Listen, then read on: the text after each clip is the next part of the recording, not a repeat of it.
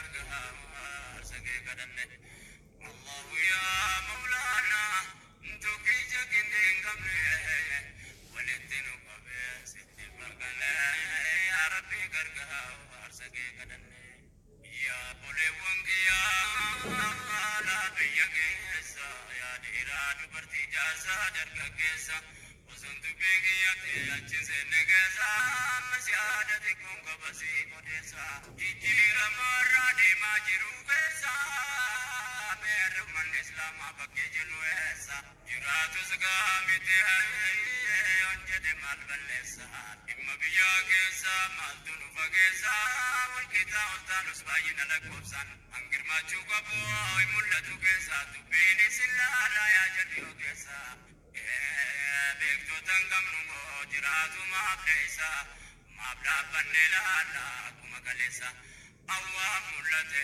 lodeessa maaf taane dubbii naddanaan baane yaa Rabbi gargaarsa kee kadhanne. بسم الله الحمد لله الصلاة والسلام على رسول الله صلى الله عليه وسلم هشما أركفوني أكم جرتن كبجمتوتا هردفتوتا أورمو مسلم ميديا كن كوبي هجريبورو تربان ابتيال توكو سنف دياتو كوبي كينيا راكيساتي كيسوموتا كبجا درغغوتا لما ست كباني سنف ديان نجرا ترتين كيسان نوجين هاتو سنين جلا أن كان سوالين ترو كدير نجيسوتي السلام عليكم. وعليكم السلام ورحمة الله وبركاته.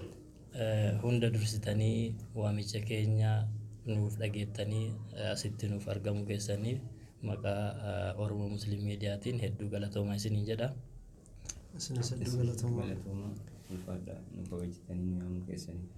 Hayyee mee osoo sagantaa keenyatti kallattiidhaan hin seeniniin duratti isin eenyu eessaa dhuftan waan jedhu isin gaafadha. Mee kallattimaan isirraa eegala maqaan kee eenyu? Maqaan kiyya Walbeekaa Gumbii Shaashimannee irraa dhufe amma baqataa galatoomii ati hoo as Naayiroobii keessa jira. Okay, ati hoo?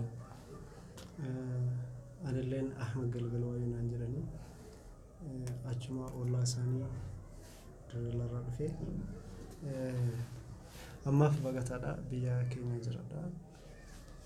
Naannoo karibu waggaa jaafamaa garuma waggaa torbaa keessa jira jechuudha. Turtee jirta jechaadha.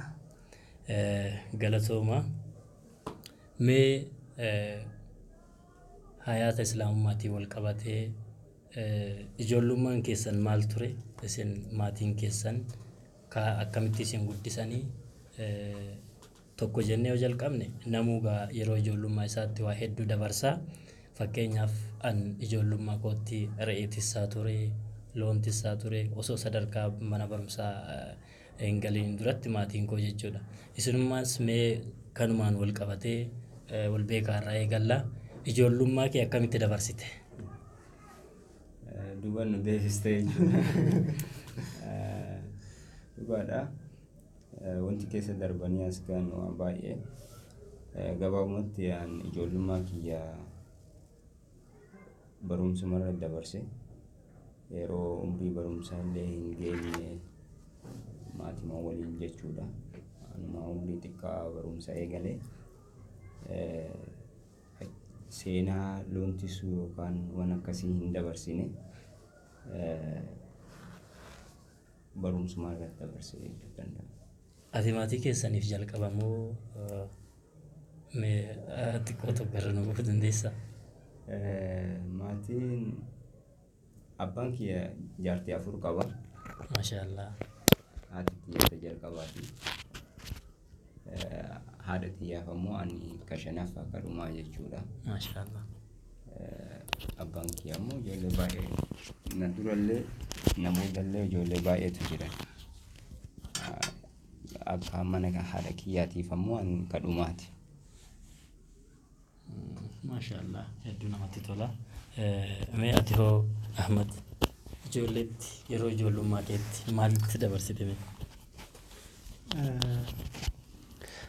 of duuba nu deebistanii maashaallah qophiin nuti irra hirmaanne qophii egeree boruu yaanii dargaggootaaf firudha. Ammoo namni karaa keessa bahee dhufu qaba. Karaan nuti keessa baanee dhufne ammoo ijoollummaadha.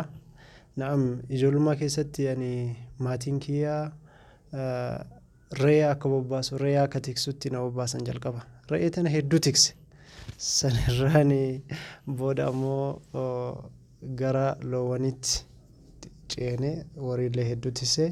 Sana booda ammoo akkuma umriin kiyya gara barumsaaf gahe eeguma jabaadhee gurrallee akkanatti duuba deebisee hiixadhee qabee booda dura akkana nama lakaanii beektaa akkanatti eegaa achi deebisanii akkas godhanisaa yeroo saniin gara mana barumsaatiin erganii mana barumsaa eegalee jechuu yeroo xiqqaa ammoo qaraatiillee nu geessanii qaraatii san keessaa ammoo obboleessi kiyya hangafaa dhibame akkasitti qaraatii irraa hafnee booda gara mana barumsaa seenne eegaa of baree booda sirriitti. Maashaallah hedduu namatti tola hedduu galatooma. Mee wal beekaa waan tokko si haa gaafadhuti yeroo ijoollummaa keessatti amma namoonni keenya hedduun isaanii barnoota idileetti amanu. Namni ijoolleenis barnoota diinirraa dursanii barnoota idileetti malee namni even hanga yeroo ammaa kanatti jechuudha ijoollee ofii namni silaa qaraatii yookaan immoo waan diin islaamaati irratti jabeessoo osoo hin taane barumsa idilee kanatti amana. Ati mee ijoollummaa keetti maatiin kee barumsa si galchee moo yeroo jalqabaatiif moo qaraatiidha moo mee akkamitti eegalte ati? Seenaan kiyya xiqqoo walxaxaadha. Yeroo ani umriin kiyya baay'ee xiqqaatti yeroo bara mootummaan dargii kufee yaadigi seenu yoo dhageettanii tan ta'e lola sanbatee shaallaa ka jedhu irratti warra adda durummaadhaan Haji Hasan Gammadaa waliin lolaa ture abbaan kiyya jechuudha. Sababa sanii isaanuma wajjiin waggaa 7 fi bosona turanii harka osoo hin kennatiin jechuudha. Sanirraa kakka'ee aan carraa isaan gara qaraatii isaa ta'u gara barumsaa na erguu hin geenne eessummaan kiyya bira deemee isaan bira qaraa'uuf qaraatii waan eegale sobanii akka barumsa galu na godhan. Eessummaan kee eessa jiru? Aanama Shashmannee keessa ganda Korree jedhanii isa bira taa'ee an qaraa'uuf fedhii qaba ture. San durallee ganda walilaaltii keessa ganduma Haji Hasan keessa qaraasan keessatti dabtara bitannee isarratti nu qoranii qara'aa ture. Achirraa eessummaan kiyya bira deemee achitti osoo an qara'uu jiru iskuulli eegale obboleeyyan kiyya ni baratan.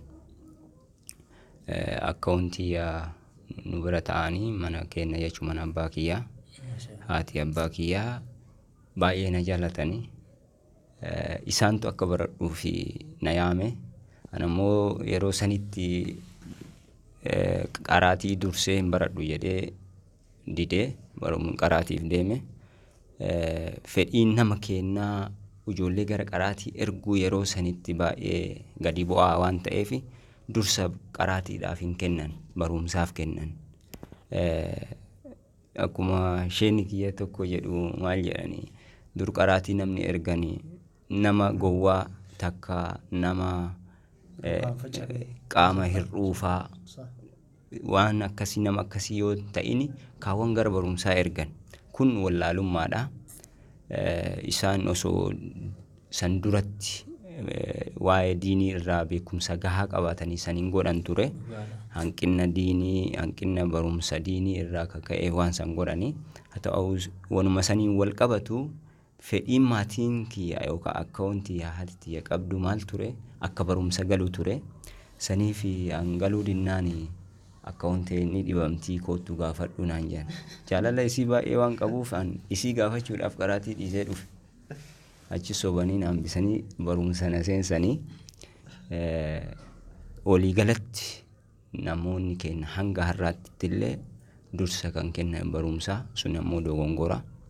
Osoo bu'uura irratti yeroo ijoollummaatti qaraatiidhaaf dursi kenname yeroo waliin barataa turreetti ijoollee qaraatii keessaa ba'anii waliin barataa turre yoo ilaalu barumsatti illee isaantu tooppiidha isaantu ciccimoodha jechuudha.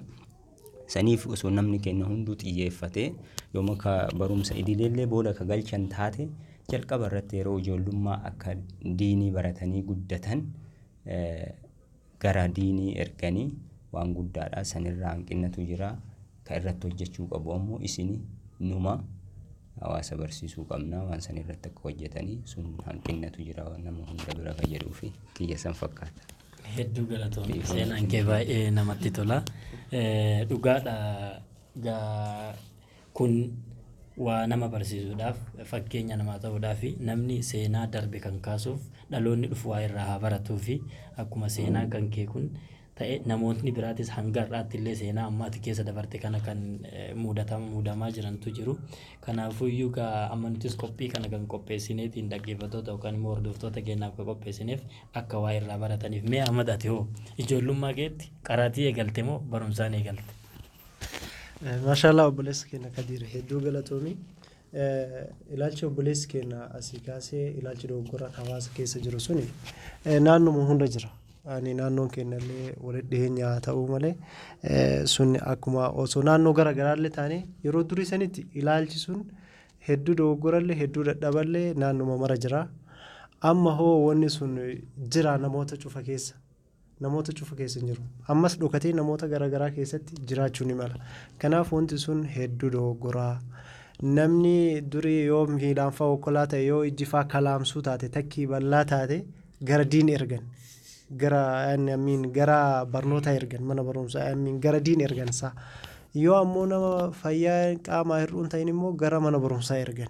Haadha sun hedduu dogoggoraa. Amma alhamdulillahi doktoroota hedduu qabnaa, injiinaroota hedduu qabnaa nama barate ammoo kadiin illee hedduu madaalee qoratee itti jedhe hedduu qabnaa jechuudha. Ilaalchi sun ammaan tana haafuu jenna. Ani abbootii keenyarraa akka nutti as hin ceene nutis amma abbaa ta'uuf deemnaa jechuudha. Abbaallee taanee jirra jechuudha. Anis abbaa maatiiti.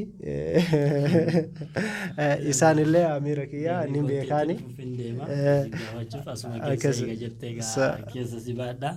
Maatii horattee jirtaa? Ani maatii qaba. Abbaa ilmaan lamaati dhiiraa fi intala qaba. Hangafni kiyyaa intala Ramlaa jedhaniini. Ramlaan seenaa keessatti hedduu beekamtuudha. Maqaan isiin ittiin beekamtu Ummu Habiibaa. Ramlaa wayittiin namni hedduun hin beeku.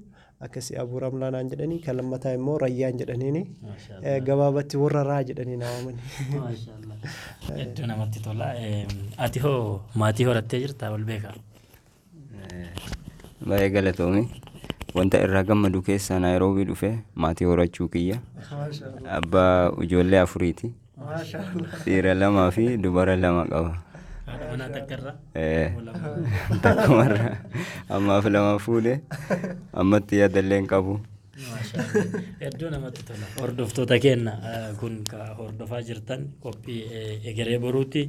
Amma jireenya keessan kan ijoollummaa keessanii akkasitti ta'ee dabree dogongorri hawaasni keenya qabu kakaleessaatis ta'ee hanga amma artanaatti illee akkuma isin beektan namni barnoota idilee kanatti amana barnoota diirii irraa subhaanallah rabbi nu haa baasu.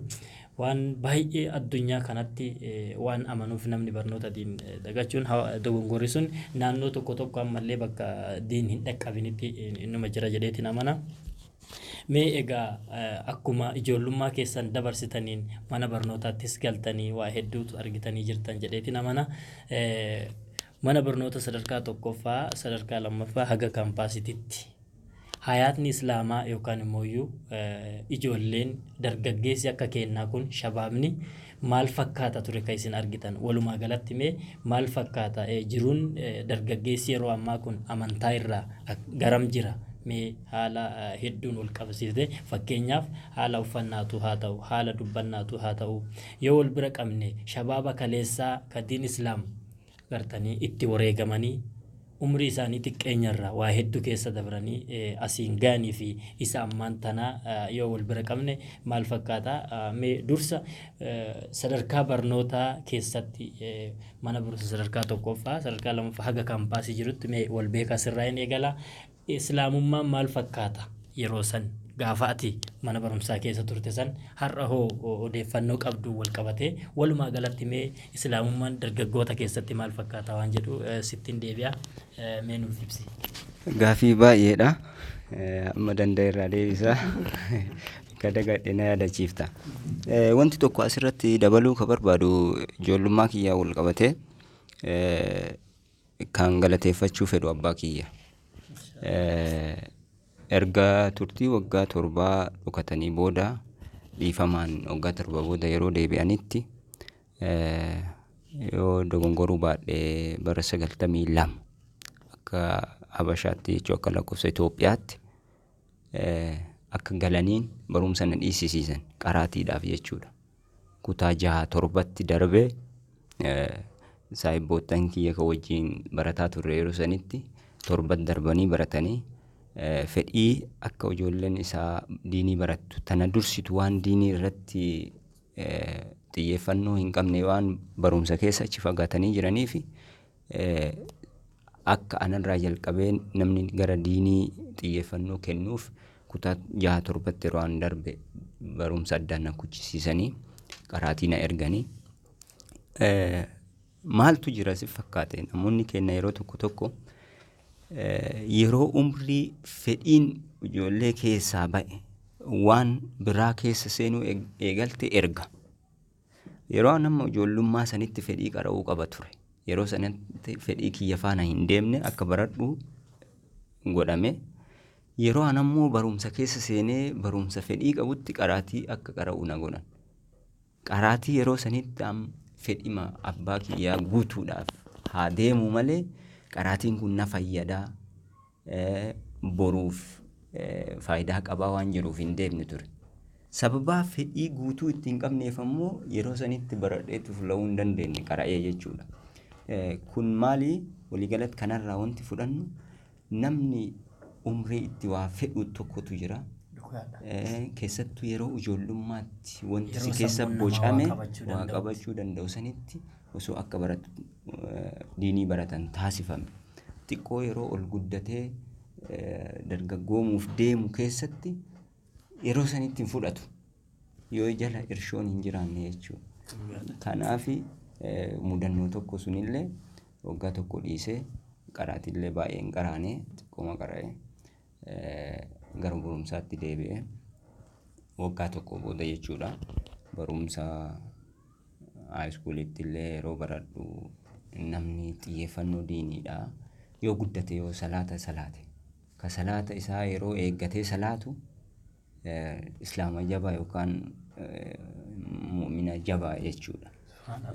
Waan kanaa keessa darbine inni hedduu ammoo maqama islaamummaa baadhatee yoo ati waa'ee islaamummaatti dubbiftee akka hundeerraa islaamummaa qabuutti dubbata garuu salaataa iyyuu salaatu. Ka namni yeroo isaa eeggatee salaatu sun ammoo hedduu warra jabaadha. Haa ta'uti ammoo jamaanni ture yeroo an baradhe sanitti akka dhuunfaatti an hedduu keessatti illee hirmaachuu baadhu Shashmannee irra jamaan Shashmannee bareeda ture. Yeroo haayiskuulii jirrullee yeroo bara kam ture barri kun? Piriippii turrellee barri kun akka 96 kutaa 9 baradha ture. 97 jamaa Shashmannee yani ganda duwwaa 4tti jamaa bareeda ture. Yeroo piriippii 98-99 baradhullee jamaan bareedatu ture. Haa ta'u irratti sagantaa yoo jiraate ni dhaqna. Haa ta'u keessa qooda guddaa fudhataa hin turreeyyuu yeroo san akka qooda keessatti hin fudhanne wanti nu godhe yoo jiraate siyaasaadha. Asuma wanti dhaamuu barbaadu namni cufti osoo dalagaa ofii dalage isheen osoo qaraasise darasaan osoo qaraate barsiisaan barumsa ofii osoo barsiise doktoriin doktorummaa isaatiin osoo hojjete wanti hundi hin laaqamu. Addunyaa tana wanti laaqu jiru hundi dalagaa walii keessa seenu hundi namni lafa deemu hundi siyaasaa hojjechuutu waa hedduu balleessu jira. Akka dhuunfaa kiyyatti akka diinii sirriitti hin baranne yeroo durii san wanti na godhe keessa siyaasaadha. Kutaa 9 akkuma wanna jenneen siyaasaa keessa seenne yeroo sanitti ijoollummaa fi dargaggummaan kunillee nu jira. Olii gad deemnee siyaasaa hojjechuudha uummata kakaasuu ture. Kun ammoo akka hirmaannaa guddaa barumsa diinii irratti akka hin hirmaanne kana godhe waan san jedhee amana. Hanga as dhufe ammoo wanti itti gammadu yoo jiraate akkuma bubbultuun waa argitaa waa hubattaa wanuma ofii keessa tartirraa yoo waan barattutu jira. Akka siyaasni egeree boruu kiyyaaf dhiibbaa malee faayidaa inni naa buusaa hin jirre ta'a arge as dhufeeti fuudhuus murteessee qara'uus murteessee asii qara'ee hamma tokko akkana argitu kana fakkaatee. Akkasuma immoo yeroo kaampaasii keessa turrellee jamaa maashaallah jamaa ajaa'ibaatu jira. Ani hirmaannaan kiyya akkuma dura siin jedhee gumii afaan Oromoo jira, siyaasa garagaraatu jira. Sanniin keessatti hedduu hirmaadha waan ta'eef qara'uuf carraa arganne carraan gugurdatu jira ture kaampaasii keessa. Har'allee ka ijoolleen keenya irraa fayyadamuu qaban kaampaasii jechuun biyya xiqqoodha. Akkasuma ammoo daandii gugurdaa lamatu jira kaampaasii keessa. Daandiin guddaan highway isa jedhan san yookaan expressway isa jedhan san tokkichi ka badisi qajeelchu tokko ka qajeelummaa si qajeelchu. Lamaan keessaa tokkicharra ima dhaabatta ka qajeelummaa sanirra dhaabannaan milkii akkasii illee hin jiru. Warroonni yeroo san waliin seenne achuma keessatti aliif jedhanii eegalanii quraana buusanii kitaaba baratanii ba'an hedduutu jira. Akkasuma ijoolleen dur ijoollee manaa jedhaman tawaat akka hin beekne kaampaasii erga seenne daandii lammaffaa siin jedhu san gubbabbaanii karaa nama balleessu jechuudha. Karaa as deebiin hin jirre sanirra baatee jennaan as deebuun isaa baay'ee ulfaataadha. Mee gizee tokko afaanitti si qaba. Ifamaa isin dhiyeesse. Hawaasa kaampaasii ture. Hawaasa yuunivarsiitii. Hedduu namatti tola obboleessi keenya waa hedduu ka barumsa irraa argannu nuuf ibsee jira. Qooda irraa fudhannee highway karaa kan nama balleessuuf kan nama qajeelchu carraa kanatti gargaaramuudhaan warri kaampaasii keessa jiru karaa nama balleessuu miti karaa qajeelumaa rabbi nu haa fedhu jecha mee asumaan Ahmad gara keetti dhufa. Ati hoo karaa nama qajeelchi moo karaa nama balleessu qabattee turte kaampaasii keessatti? Mee turtii kee mana barumsaa keessatti sadarkaa tokkoffaa sadarkaa lammaffaa fi haga kaampaasiitti maal fakkaata? Hayyaanni islaamaa hoo bakkaatti argite sanitti fi qoonni ati keessatti fudhatteef akkasuma qoonni uummanni agartee dargaggeessi akka kennaa kan musliimaa kun fudhachaa ture si biratti hoo maal fakkaata ture? Mashallah hedduu galatooma obboleessa kiyya. Ani mana barumsa sadarkaa tokkoffaa bariisaatti ganda bariisaatti ganduma itti dhaladhetti tokko haga 8 achuma baradhee maatii kiyya gargaaraa fi ummii kiyya gargaaraa baabaa kiyyas gargaaraa ammas ni jiranii rabbi umurii isaanii na haa dheeressu. Akkasitti isaan gargaaraati gara magaalaatti magaalaan nutti dhiyoodha hedduu nutti dhiyoodha Dodolaani ganduma sanittiin baradhee yeroo achi turetti anaa fi islaamummaan waliif maali yoo jenne akkuma argitu kuno maqaan kiyya Ahmedii akka obboleessi kiyyaasii jedhe san yeroo maqaan qof jiraachaa mataa lafa kenneetum maqaan qofni jiraataa turellee jira. Alhamdulillah ammoo osoo hedduun turini jamaa barattoota magaalaa Dodolaatti jira Masjida Fatii sheeka keenna Shee Habib Hussein rabbi umurii isaanii haa dheeressu akkasuma Shee Ahmed Tayyib jedhaniini imaama Masjida Hikmaati amma nama Jimmaati. Isaantu hedduu tokko nu fayyade akka nama taanu isaantu nu godhee jechuudha. Maaliif akka reefuu asii obboleessi kiyya dubbate sanii yeroo silaa umriin keenya qabamee gara qaraatii deemnutti qaraatii hin seenne sababa reefsi hin jedhe saniif qaraatii dhisne gara booddeetti immoo gara mana barumsaa seennee booda immoo amantii dhufuun hedduu jajjaba taatee lamoo jamaa barattootaatti makamne osoo haada kunneen fagaatini osoo hin fiignee hin fiisini jamaa barattootaatti makamne jamaa saniin makamuun hedduu na fayyade osoo kutaa 7 jiru jamaa barattootaatti makame akkasumaan jamaa barattoota bariisaa irratti liid gochuu ture ijoollee kakaasu ture yeroo sanitti wanti nu goonu ijoolleen akka salaatan barattoonni shamarranii ammoo akka hijaabaa yoo miti numaayyo shaashii akka matatti hidhatan qabsoon keenya kana lamaan irratti salaatayyuu warri garii morkaaf jecha morka barsiisotaatiif jecha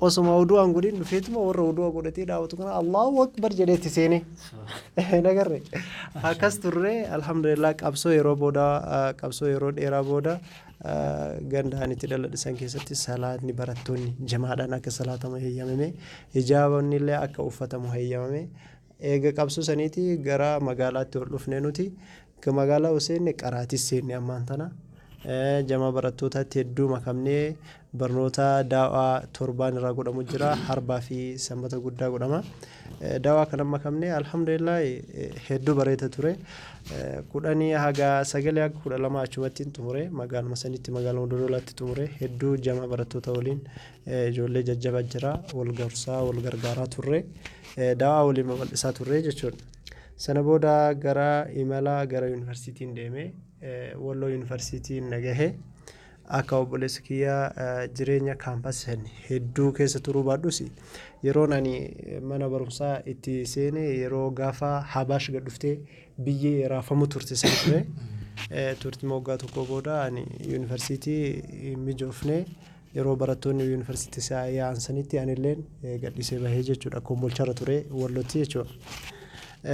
Kanaaf waan san hedduu jireenya achi hedduu inni si ibsee jira karama lama qofa achitti tokko ka fudhatee siin taru tokko immoo kaga si dhaabuu jechuudha jamaan barattoota hedduu jajjaba yuunivarsiitii keessatti hedduu jajjaba nama alif jedhee achitti eegalee kitaaba buusee sunannan buusee qara'ee achi galuu jira jechuudha osoo yuunivarsiitiin seenin dura obboleessi kiyya jira ka ana hangafa amaan jedhaniini rabbi umrii isaa dheeressu amma barsiisaadha Amboo yuunivarsiitii barataa ture Amboo yuunivarsiitii irraa bahee akka fuudhuu fedhuu itti hime ani isatti akka bultii ijaarrachuu fedhuu isaa waliin mari'adhe obboleessa kiyya kanaan mari'adhe kaampaasii keessa taate no isaa kaampaasii Amboo yuunivarsiitii jiru an gaafsan 12 baradha intiraansiin dhufuuf deema akka fuudhuu fedhuu itti hime jennaan waan naan jedhe dubbii isaatiif si deemu jira beektaa karaa lama jiraa fi beektaa waan naan jedhe yuunivarsiitii deemuu fiitaa naan jedhe deemuu fidaa jedheen bas fuudhii naan jedhe maaliif yeroo an deemuu fedha fuudhii naan jette yoosoo an deemuu fedhu siin jedhe maal jechuu fiitaa jedheen akka fuutu siin heeyyamuu naan jedhe yuunivarsiitii ka deemtu hin fuutaa yookaan immoo barumsa dhiistee qeessan teettee bultii ijoollee wajjin rakkachuu an siin heeyyamuu naan jedhe okay maaliif akkas naan jette duuba jennaaniin yoo as dhufte naan jedhe osoo achi bultiin ijaarate yoo as dhufte lamuu ijoollee shamarran jibbitaa naan jedhe haawee badaasun ilaali akkasii obboleessa kiyya rabbi jazaa adeebuu fi akkuma inni naan jedhe san gaafa yuunivarsiitii seene yani kun beekama yuunivarsiitii cufa keessatti amma kun nutullee dubbachuu baannu namni utuu ni beeka haawee amma obboleessi kee ibsi kana haawee fokkataa san namni iyyuu ni beeka waan mooraa yuunivarsiitii cufa keessa jiru san jechuudha gaafsan ni jibbee ijoollee shamaraa ni jibbee ammoo ijoollee teena tajamaata islaamaa akkaan nama tolan warri ammoo haawee san irra jiru abuu ilma namaa teettee namantu beeki akkasii keessaa amma yeroo ammaatti immoo maal fakkaatanii yuunivarsiitiin yeroo san nu barannee fi ka amma dubbannaa fi uffannaan isaanii maal fakkaataniin akkuma waliin agarru kana ijoolleen surree taate feestaaliin baafachuu jiran yeroo sanitti nu surree babadhaa godhachuu turre inumaayyuu beekamtuyyuu biyya kana surree Itoophiyaa jedhan beektaa babadhaa kanaaf rabbi rahmataa godhuu fi rabbi isaan haa qajeelchu wanni kunis gara boodaatti dhiibbaa ammas biyya namaatti hiikaa qaba uffanni namni keenya amma achi godhatu kun hiikaa qaba gara boodaatti itti dhufna inshallah. Hedduu galatoomii Ahmad jireenya keessan kan isin dabarsitan al tokko duubattis ijoollummaa irraa kaane hanga sadarkaa kaampaasii seentanitti duuba isin deebisuuf al tokko isin qofa osoo hin taane dhaloota dhufuuf yookaan immoo namni isin duubaa dhufaa jiru barattoonni ammaan tana elementarii sekondarii jiranii fi akkasuma kaganaa barumsa seenanillee wanti akkanaa kun haayiween ka fuudhee nama lixuuf ka bakka gaarii fi bakka badaa nama geessu kun akka jiraniif dura itti qopheessan asumaan barataniif jechuudha hedduu galatoomaa isiniin jedha mee wanta hayaata islaamaa keessatti ammaan tana dargaggeessi akka kennaa kun itti jiru isuma amma inni caafii tuqe kana mee waliin ilaalla mee wal beekaa. Maashaallah isin turtii keessan keessatti illee waan nama gammachiisu ammallee hayaanni jiruu keessanii yookaan fuulli keessan hin ifa. Uffannaa keessan hanga ol beennu dubbannaa keessan deemsa keessanii fi waanuma hundayyuu akka warra akka amma inni jedhee surree jalaan qal'isanii tolchanii maallaqaan bitanii deebi'anii kukkutanii midhaafatan mataa isaanii jala haadatanii waan biraa godhansan irraa isin adda. Icciitiin keessan maali? Kanarraa wanti adda isin godhe maaliif namoonni hedduunis barnoota keessattis nima baratan barumsatu isin duubatti hambise moo afotti isin oofe akkan jenne isaan waa baratan isin waliin turan jiran gariin mataa isaanii asiin qarooranii bocanii jala surree isaanii tana gaa bitanii qamisa isaanii kana baqaysanii balleessanii tolchan hin jennu subhaanallah. Hayaata islaamummaatii walitti dhufu akkaataa kaleessa dargaggeessi islaamaa itti uffatuun waliin madaalu deemsi isaanii ta'e wanti hundinuu jechuudha. Mee isin maaltu adda isin godhe? Icciitiin keessan maali? Isaantu duubatti hafe moo isintu duubatti hafe haa jennu? Mee sirraa jalqaba. Gaaffii akkaan bareedduudha. Asirratti mudannoo tokko isinitti himuu barbaada. Yeroo kaampaasii jiru akka carraa ta'ee bara nuti kaampaasii seennu barattoonni yuunivarsiitii dhiyoo isaanii jirutti akka seenan seera jedhutu ture. Ijoolleen Shashmannee irratti piriippii waliin qormaata fudhannee darbine cufti hawaasaa waliin seenu nama muraasa malee warra muraasa yuunivarsiitii garaagaraa deeman malee irra hedduun yeroo nu seenne sanitti mooraan kennuma fakkaataayyuu namni yeroo fireeshii jalqaba seenu waa hedduutu itti haarawa ta'a. Naman beektu lafan beektu wanti hunduu si haarawa warri si dursee achi keessa jiru ammoo sitti hin garsiisu sitti kolfa waan ati balleessu turraan firee jedhanii saniif yeroo kenna ammoo sun hin turre maaliif akkuma jiruun piriippii yookaan iskuula santu as dhufe jetta baay'ina irraa waliin dabarsina waan ta'eef hedduu mudannoon nama waan ajaa'ibsiisu hin jiru. Haa ta'u nuti hiriyoonni nama waliin turretu jira. Tokko mucaa Mustafaa Muudii jedhanii tokko Ahmed Hassanii jedhanii tokko Iskender jedhanii dipaartimentii garaagaraatiin cuftunuu Shashamannee irraa dhufne hiriyoonni baay'eedha baay'ee. Maali waggaa jalqabaa turree hundi kennaahu istaayilii garaagaraa hordofna akkuma amma jettee yeroo san surreen qaqallaan kunillee yoo hin jiraanne surree babal'aan illee ka seera ala babal'atutu jira. Waan kanaaf kanneen faa warroonni hordofan jira.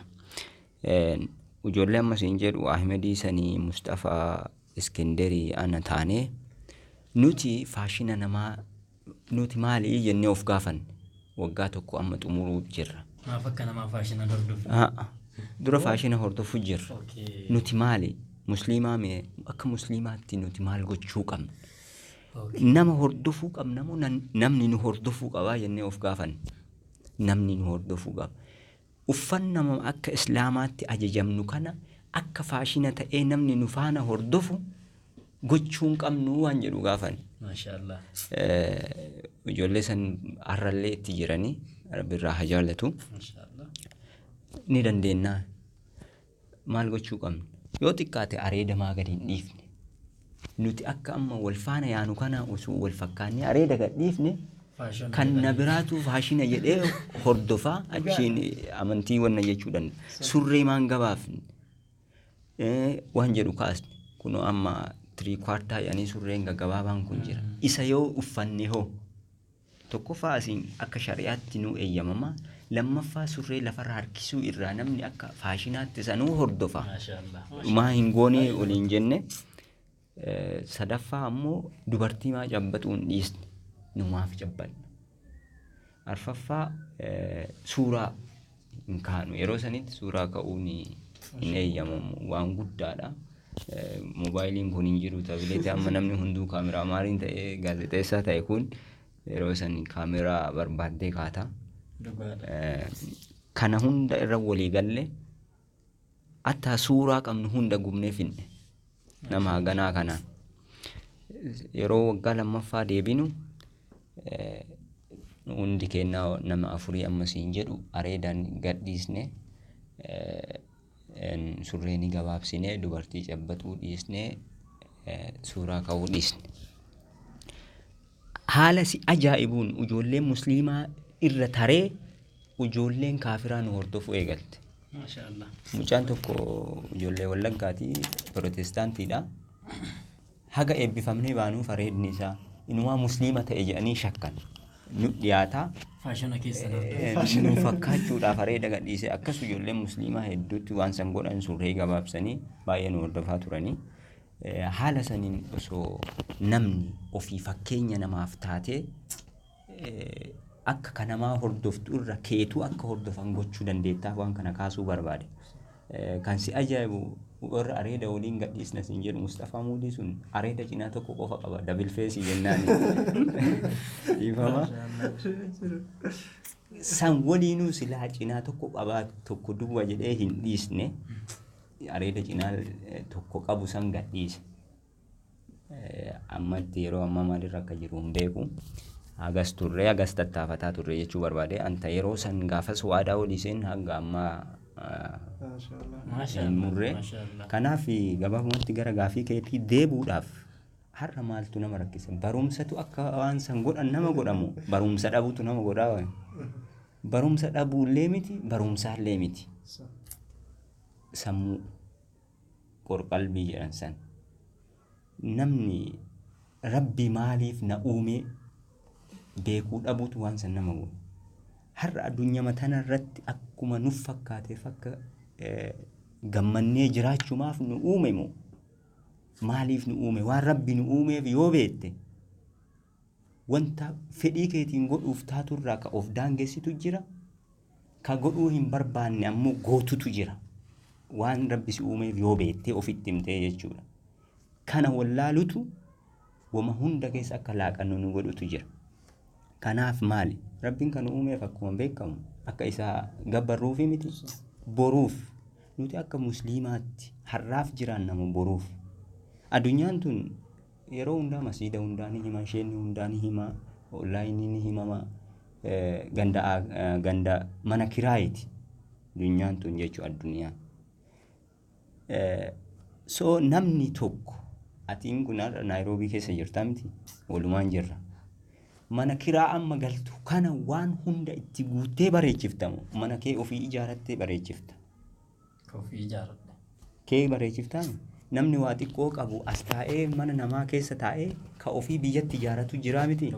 Ka biyyaa san maaliin ijaara? Dhaqaadha ammas ta'uutiidha waa meeqaan bareechisee ijaaru jira. Maaliif? Ka isaa waan ta'eef. Kan namticha asii kireeffatee keessa galuu wayii akkas tolcha. Gaaf tokko keessaa deema waan ta'eef. Biraa deema. Takkaa gara biyya sadaffaa biraatti takkaa biyya sanittuu deeba jedheeti waan kana godha. Haga namaaf hin hubanne addunyamaan tunuyyuu akka mana kiraa saniitti. Manni keenya ammoo ganda akiraati. Ganda akiraa sun mana keenya ta'uu yoo beenne waan sanii ittiin tolfannu dalagna.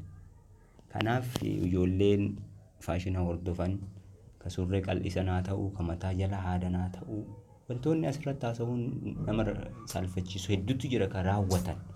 Kun hunduu maaliif waan uumamneef wallaaluu irraa kan ka'e ganda akiraa, ganda boruu ka zalaalam keessa jiraannu saniif ofaa qopheessinu. Kun hundinuu waan yeroo murtaayaatiif itti gaabban. Namni cuftunuu beektee fedhii ni qaba. Fedhiin teetuun ammoo waan hunda akka dalagdu si dhidhiibdi. Kan ammoo irraa of qabuu danda'uu qabda. Har'a of qabuullee yoo dadhabde boru si gaabbisiisuu isii hin hafu. Osoo gaabbiin sun hin dhufne qaroon ofirratti namarra barataa waan ofirrattuu hin baratuu yaa. Namarra baratee kan namaa sanirra laalee maali sila'an. Amma bar kan si ajaa'ibu amantimaa irraayyuu tarree yeroo hedduu sirna gadaa jennaa, aadaa qabna jennaa, safuu qabna jennee haasofnaami. Akkuma safuu Oromootti akka safuu Arsiitti bulu jirraa nuti. Ka amantii meetti deebina. Osoo akkuma safuu aadaan jedhu sanittuu bulaa jiraanne har'a waan kana hundaayyuu hin balleessine. dhugaadha amantiif aadaan waliin deemuu baattullee wantoonni wal fakkaatoo hedduutu jira.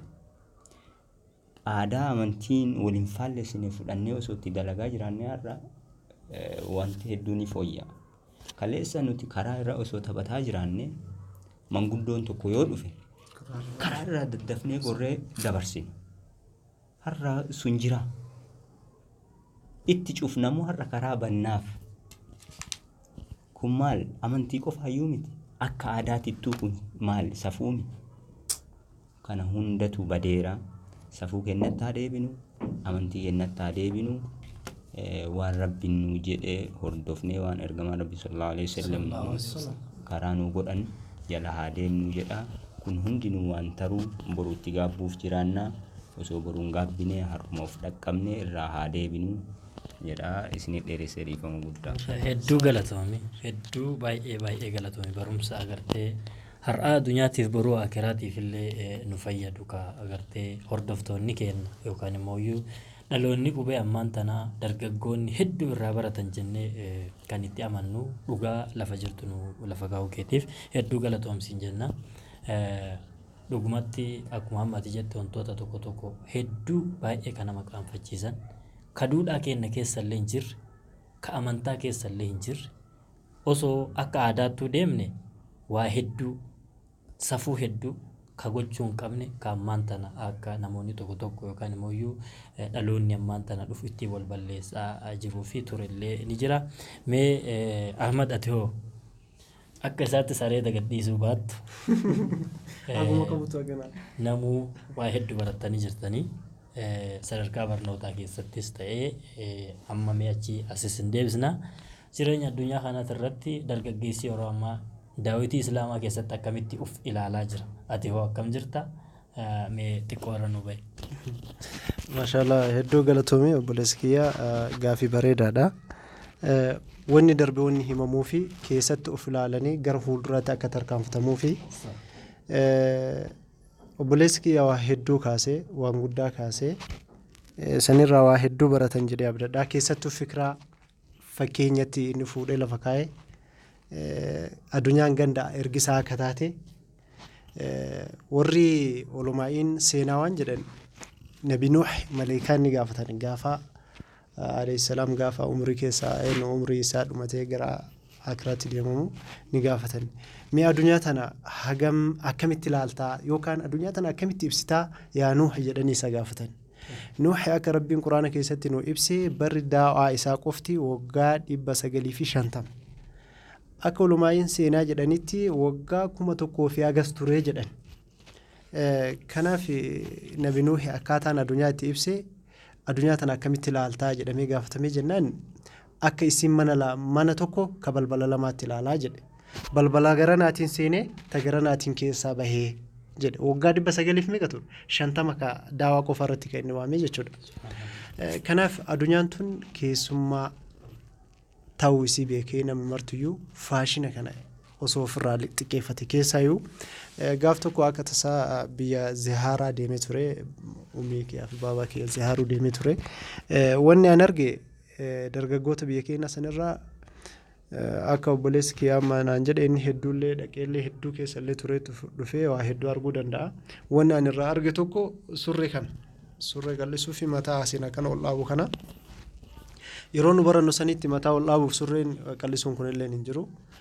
Nama gurguddaa yoo fagoo laalan ijoollee fakkaata. Hoo bira geettu kun akka boqoon isaa dhagaa kana nama guddaa ta'uu beeksisu kana. Ani yoo badee ilaalu laalka surreen itti maxxaneeti ijoollee xixiqqoo se'a. Yoo bira ga'uuyyuu laal hagana arrabaaf oduu hin taane faashina hordofuutu akkana isaan godhe. Ammoo surreen kun biyya namaatti hiikaa qaba. Asirratti dubbachuuf illee yoo nu toluu baate warri surree akkasii godhatu warra waan biraa hordofu luuxiidha biyya namaatti. Ammoo biyya keenyatti faashina ta'e faashina jedhanii hordofan. Sheeyini keenya waan jedhan rabbi jazaa isaanii adeemu faashina jechuu kana ijoollee isiniif jedhan. Ammoo hiikaan isaa keessi isaa sookoon isaa akkasuma fakkaata. Faashina jechuun faa jechuun faasiq jechuudha jedhan yeroo dawaanuu godhan beektaa. Shaa jechuun isii tan addaan qoqqoodanii akkas jedhan. Shaa jechuun sheexaan jechuudha. Naa jechuun annaar jechuudha. Sheexaan faasiqni sheexana si geessa sheexanni fuudhee waliin jaannam seentanii ibidda si geessaa jedhee akkasitti lafa nu gorsaa turan. Dubbiin akkasuma faashina jala fiiguuni garasuma namanatti jechuudha. Kanaaf dargaggeessi keenya yeroo ammaa keessaa yoo wanta akkasiitiin butamanii jiranii faashina jala harkifamuu jiranii osoo of sirreessanii wanni sun beekumsaallee miti akka obboleessi keenya akkasii asii jedhe baayoloojii fi waa keemistiriin akka itti rifeensa akkana gabaabsan nu barsiisne akka itti surree keenyatti muusan nu barsiisne ammas akkanatti illee godhadhaallee jedhee wanni inni gorsullee hin jiru. Akkana godhadhaa akkana ciradhaallee jedhee wanni illee gorsullee hin jiru. Kun waa wayii jedhee basiroo lubbuu ofii gabbaru tana nagarre lubbuu ofii kana gabbarutu waan akkasii nama geggeessaa. Inshaallah dargaggeessi keenya keessaayyuu amma yeroo ammaa ganna gara yuunivarsiitii deemuutti warri qophaa'an hedduu akka of tissanii fi faashina jala deemu warri biyya keessa jiran immoo wannummaan kunuu maali hiikaan isaa waan tokko godhuun duratti hiikaa isaa beekutu hedduu barbaachisaa. Kanumarraa jedha. Atis hedduu galatoomii obboleeyyantii hedduu galatooma isiniin jedha. Kun akkuma jalqaba irratti isiniin jenne sadarkaa egeree boruu kan dargaggeessi daawwitii islaamaa keessatti akkamitti uf ilaala jedhudha. Hangammaatti kan isin waliin ture an Kadiirii akkuma isiniin jedhe mee amma immoo waan takka isin gaafachuu barbaada. Mee miidiyaan uummata islaamaatiif maali? Uummanni islaamaa miidiyaa akkamitti ilaala? Wal beekamee sirraa eegalu. Galatoomi. Wanti miidiyaa baay'ee asirratti wanti jechuu barbaadu ifama waliin waa'ee miidiyaa walumaan osoo irraa dubbattee bareeda. Akka dargaggeessa islaamaa tokkootti akka xiqqoo nama waa barumsaa keessa ture waa argeetti diinii babal'isuu keessatti gahee guddaa qaba. Diinii babal'isuu qofa keessatti miti waa hundaayyuu keessatti qooda qaba miidiyaan. Biyyoota biraatti qaamni mootummaa sadiitu jiraame. Miidiyaan arfaffaadha. Kan hin mul'anne jechuudha. Qaamni mootummaa tokko abbaa murtii isa jedhan sanii warra seera baasu isa jedhan sanii tokko maal warra seera baasan hojiirra oolchu. Sadiin kanatu jira ka biyya takka bulchu qaamni mootummaa jechuudha. Miidiyaan ammoo arfaffaadha. Kan hin mul'anne jechuudha. Akka seeraatti taa'ee hin jiru garuu gahee warroonni kun qabanii olitti qaba. Fakkeenya yeroo dhiyoo fudhachuu dandeenya. Sagaleen uummata keenyaa hin dhagahamu ture. Sagaleen uummataa wal fakkaatee akka dhagahamu wanti godhe maal inni miidiyaadha. Qabsooma yeroo gabaabaa dhiyoo taasifame keessatti shoora miidiyaan qabu sanirraa fakkeenya fudhachuu dandeenya. Kanaaf yeroo har'aatti addunyaan fagaattee waan garagaraatiin yeroo taphattutti ati ammoo gad deebitee bakkuma kaleessaa irraa taphadha jechuun hin danda'amu. Yeroo addunyaan nukuleeraan taphattutti ati ammoo eboon taphadha jechuun hin taatu. Kana jechuun ammoo miidiyaan nu fayyadaa itti fayyadamnu gahee guddaa qaba yoo jennu ammoo akkuma argine akka har'a miidiyaa irratti argaarru kunillee hin ta'u. Waa hedduu laaqu jira. Waa hedduu balleessu jira. Akkuma faayidaa qabu ammoo miidhaallee qaba. Faayidaa inni qabutti ittiin fayyadamnee waa inni nu gargaaruu danda'utti diinii keenya ittiin babal'ifachuudhaaf uummata waliif fiduudhaaf waan gaarii kana yoo ittiin raawwannu taate wantoota ammoo miidhaa qaban nama waliif buusa lola kaasu waan kanarraa ammoo qusachuu nu barbaachisa. Miidiyaan gaheen isaa waan gad dhiyaataate miti.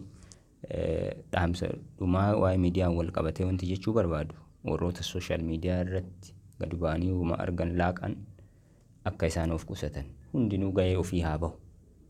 yoo ka baratanii haa baratanii. Dargaggootaaf mee asuma keessattuu dargaggootatu baay'ee miidiyaa kanarratti gargaaramu waan ta'eef hayaata isaaniitiif sabas maqaa balleessuudhaaf amantaas maqaa balleessuuf namni muuxannoo malee waan adda addaa waan geggeessuuf dhaamsamee dargaggootaaf asumaan sagantaa keenyatti waan deemaa jiruuf. Dhugaadha. Dhumarratti wanti jedhu dargaggootaa fi keessattuu dargaggoota musliimaatiif nama fakkaanne akka hin banne nama fakkeenya godhannu haa laallannu jedha. Miidiyaa irratti illee akkasuma warri gosa biraa yookaan saba biraa yookaan amantii biraa gabbayee miidiyaa irratti waan hunda laaqeef ati wantuma dubbatame hundaaf deebii deebisuun beektee gaarii miti. Dubbataa salphisuun jalumaa cal'isuu jedha. Ati waan diinii keetii barsiisuu barbaadde miidiyaadhaan barsiisi, wanta ibsuu barbaaddu yoo jedhaate ibsi, wannuma ka'e hundaaf ammoo deebii deebisaa deema yoo jette waan biraallee balleessita. Kanaaf diinii sheekolee fa'aa dhiisanii dargaggeessi miidiyaa gubbaa fatawaa kennu fa'atu jira. Yeroo durii sheekonni olomaayin gurguddoon fatwaa gaafatamanii hin deebisan. Olomaayin 70 ragaa bayanii fi akka inni fatwaa kennan. Har'a buluuga osoo qara'ee waliin hin gahin miidiyaa gubbaa fatwaa kennu. Oduu 40 qara'ee hin xumurin nu barsiisa. Daliila takkitti qabatee balli gu'anni waloo kaana aayaa ergama rabbii jedhanii hanjee. Balli gu'anni waloo kaana aayaan sun hiikaa isii maali? Wanta irraa dubbatu san isa kunoo yoo lukkuu qalan billiitii jedhan san beekta. Akkas adda baasee waan hunda bitaa isii mirga isii jalaa gubbaa isii waan san adda baastee beekuudha. Aayaa takkitti beektu san dabarsuudhaaf. Isiin sun akkaataa ati itti dubbattuunuu dogongora keessa si seensitiif hin seensituu laalteeti hunda isii beekuu qabda. Akkasitti beektee dubbatuu qabda. Aayaa takkitti hiikaa isii dhageetteef yookaan sheekarraa dhageetteef yookaan dubbistee argiteef har'a Dr. Gogil jedhanii waan hundaa yoo achirra barreessite sheekuma si godha siin kanallee beekta. Anumaa kanallee yoo achirratti gaafii wayii barreesse gadi naa baasa. Achirraa ka'eeti hukumii kenna. Kun ammoo ta'uun qabdu. Laayivii asirratti waraabuudhaaf yookaan viiyuu heddummeeffachuudhaaf keessattuu waan diinii wal qabatu. Har'a qofaa miti. Har'a diinii maqaa balleessan boru ammoo rabbiin biratti ittiin gaafataman. Akkasuma dhaloota dhufullee ni dogongorsan. Kanaaf olomaayin maashaallah gugurdoo qabna. Ka diinii ilmii irraa waraabbachuu dandeenyu jechuun akkasuma immoo fatwaa kennuu danda'a olomaayin gugurdotu jira. Nuti yoo barumsaayyuu hin geenne kana reef baratu jirra haa barannu. Ka idileellee ka diiniillee miidiyaan nun taru ni dhaqqabna. Garuu miidiyaa beennu saniin ammoo olomaawota san dhiyeessine akka isaan ummata bira gayan haa goonu. Miidiyaan saniif nu fayyada. Ol baanee wama argine hunda diinii keessa seennee osoo laaquu baannee waan jedhuu fi dhiifama guddaa. Hedduu galatoomii. Mee ati immoo dargaggootaaf xumura sagantaa keenyaa irratti waan ati dhaamtuuf yoo jiraate. Dargaggootaaf wanni an dhaamu nama irraa fakkeenya taanu nama fakkeenya nuuf ta'u haa laallannu jedhaanii fakkeenyaaf nama fakkeenya si ta'uuf nama irraa waa laallattu barachuudhaaf siiraa sahaabaa siiraa sahaabaatti of duba deebanii akka baratanii kitaabota afaan oromootti hiikamiif afaan birootti hiikame ka siiraa ka seenaa sahaabaa haa dubbisanii. Maaliifuu isaan rabbiin akka fakkeenya nuu ta'aniif isaan erge jechuudha ergamaadhaaf isaan waliin erge jechuudha. Kanaaf nuti namarraa waa laallannu qabna. Dargaggeessi ta'ee Abdallaa ibn Abbaas nama araaraaf waamamee jira. Gaafa sahaabonni jidduutti rakkoon uumamisan inni dargaggeessa sanuu umrii isaa xiqqaa. Dargaggeessi ta'anii sahaabaan umrii isaanii xiqqatti haa ta'e ka ijoolleetti illee waa hojjetantu jira. Fakkeenyaaf Huseenii fi Hasaniif Huseen ilmaan akaakayyuu Nabii sallallahu alaihi wasallam fudhan ilmaan hikmaati. Ammoo yeroo ijoollee isaaniitti waa hojjetantu jira haa guddatan waa hojjetantu jira jechuudha. Maal akka ta'uu qabnuu fi akkam akka ta'uu qabnu sahaabaa irraa laalachuu qabna. Warra dhihaa jala deemuu qabnu miidiyaa jala seennee waan miidiyaadhaan fuula'ee dhufe cufa fuunee kophii godhannee ofirrattiin hojjechuu hin qabnu. Mataa hoo jiran waan miidiyaa irraa argine takki waan taphataa tokko irraa laaltee mataa kan kee akkasii cirachuu uummata akka faayidaa isaan qabu. Maaliifuu mataa kan kee adda akkana cirattee zayitii maali maqaa isaa qibaatii itti dibattee akkasii gabbistu guyyaa boruuyyuu duutaa fagoon hin fakkaattu. Boruu yoo du'e biyyimatu irraa nyaataa jechuudha. Haadhanni akkasitti qallamtana jechuudha. Kanaaf taphataa kubbaa miilaa fakkeenya nuu ta'uu qabu. Sahaabonni nabii keenya sallallahu alaihi wasallam fakkeenya nuu ta'uu qabanii gara siiraatti deebi'uu qabanii waan jedhu isaanii dhaama. Kanumaan golaba inshallah. Hedduu galatoomaa sagantaa Egeree Boruu adhaaf qabanne asuma irratti raawwannaa torban sagantaa biraatiin hanga walitti deebinutti nagaan nuuf tura.